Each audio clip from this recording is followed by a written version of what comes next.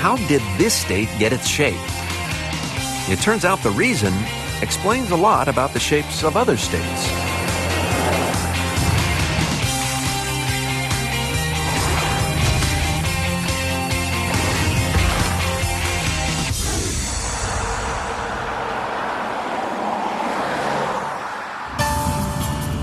This is Derby Line, Vermont, a little town of less than 1,000 people established in 1791.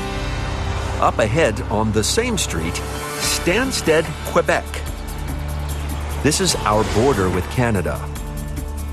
But the problem here is that this border cuts this town in two.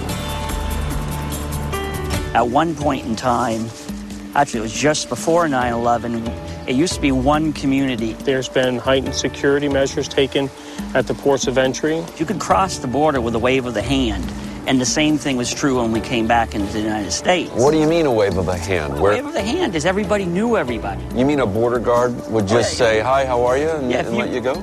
Absolutely. It was like the border didn't even exist to us. These are very, very handsome granite border markers here. Are these new? Yes. What purpose are these serving? They're going to hold the gate. They're putting gates up on these streets that have been there for hundreds of years.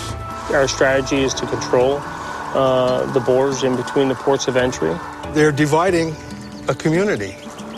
That's my uncle. Oh, that's your uncle? Yeah. Wait a minute, your family lives in Canada? Yeah. But you live over here?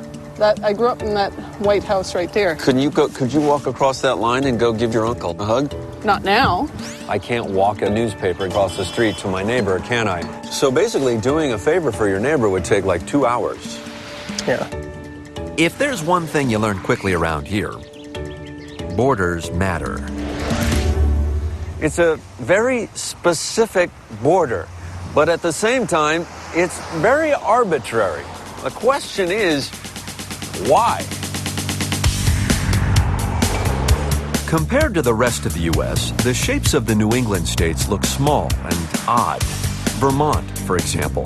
How did it get its northern border? 1763. We're back in the original colonies of England. King George III is in charge. The king had tremendous power over the shape of the colonies. And not just the king, but the King's Council. They would just draw these lines and sometimes not do the best research. At this point, Vermont isn't even a colony. It's a land grab between two other colonies. So Vermont becomes this battleground, this place where both New Hampshire and New York seem to have a legitimate claim to it. That means trouble for King George. Up north, more trouble. French-speaking Quebec just conquered by George's army. So what do you do if you're the king and don't trust anyone? Well, just draw a line wherever you want.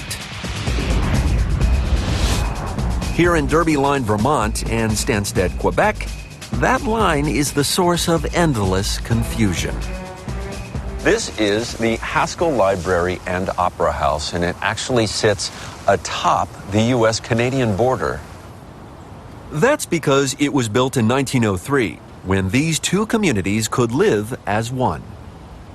Is there any confusion in the library about whether you're in Canada or U.S.? It isn't very relevant. I must cross the border 100 times a day at least. For instance, now I'm in the United States, and then you just went to Canada. Do you mind if I stand in Canada? Okay, that's fine with me. So it really is irrelevant, at least inside this building. That's correct. As soon as you step out the door, is it different? Yes. Once you've left our property, you need to go back to the country you came from. There's no cheating. Has anyone come into the library seeking immunity? We've had a few people try to sneak through to avoid going to the border. They almost all get caught. Really? Yeah. You can only hide in the stacks so long. That's correct, yeah. We discourage food in there. Right. You'll last about a day without water and food up in the reference section, right?